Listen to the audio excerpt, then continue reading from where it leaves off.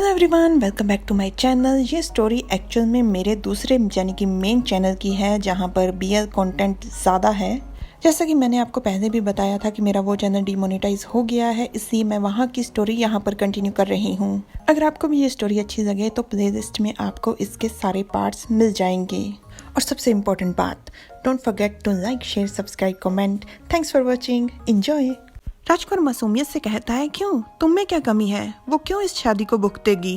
Jiang चिढ़कर मन में कहता है, मुझे पता था एक दिन तुम ये सवाल जरूर मुझसे पूछोगे। जियांग अपना माथा पकड़ लेता है और राजकुमार सोच रहा था कि हुआ क्या। जियांग राजकुमार का हाथ पकड़ अपने पेट के नीचे लगाता है और कहता है, क्या अब तुम्हें समझ आई? ये है मुझ में कमी। राजकुमार एकदम से चौंक जाता है। उसे कुछ महसूस नहीं हुआ जो कि उसे होना चाहिए था, पर फिर भी वो बच्चा था, उसे कुछ खास समझ नहीं आ रहा था। तो जियांग चिढ़कर अपना आपा खोकर चिल्लाकर कहता है, मैं एक संतरी हूँ और जाहिर सी बात है कि मेरे पास वो नहीं है। राजमहल में मौजूद हर एक संतरी के पास वो नहीं है। तो राजकुमार को समझ आ जाती है और वो उस अंग का नाम लेता है, जिसका नाम लेने से तब से जियांग झिझक रहा था। जियांग कहता है, खैर मुझसे भले ही वो मेरा अंग अलग कर दिया गया, मुझसे ले दिया गया, तो उसका मतलब क्या ये हुआ कि मुझे हार मान लेनी चाहिए? नहीं, बिल्कुल नहीं। मुझे अपनी पूरी जी जान लगाकर कोशिश करनी चाहिए एक खुशहाल जीवन जीने की। ये बिल्कुल तुम्हारे जन्म से जो तुम्हारे चेहरे पर निशान है वैसा ही है।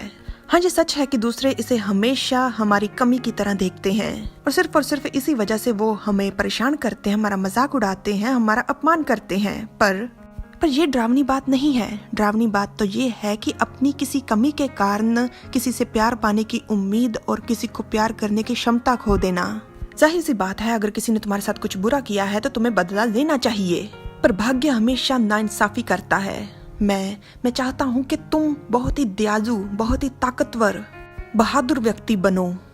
राजकुमार, क्या आप मुझसे वादा कर सकते हैं कि आप सच में ऐसे व्यक्ति बनेंगे?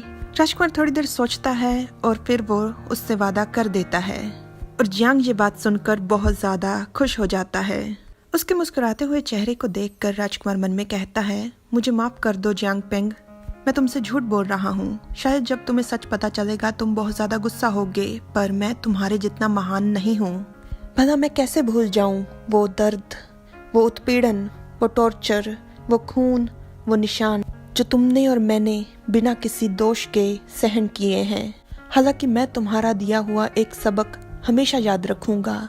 आज से, अभी से मैं सबसे छुपा कर रखूंगा कि मैं कितना होशियार या समझदार हूँ।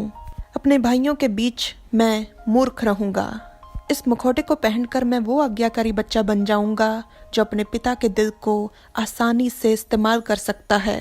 राजकुमार अंदर आता है और मुखौटा पहन लेता है। हालांकि जियांग की बातों से साफ स्पष्ट था कि वो राजकुमार के मुखौटा पहनने के खिलाफ है, पर राजकुमार भी अपने इरादों को लेकर स्पष्ट है। अपने लक्ष्य की प्राप्ति के लिए वो मुखौटा पहनेगा और सबके सामने होते हुए भी उसका असली चेहरा कोई भी नहीं देख पाएगा।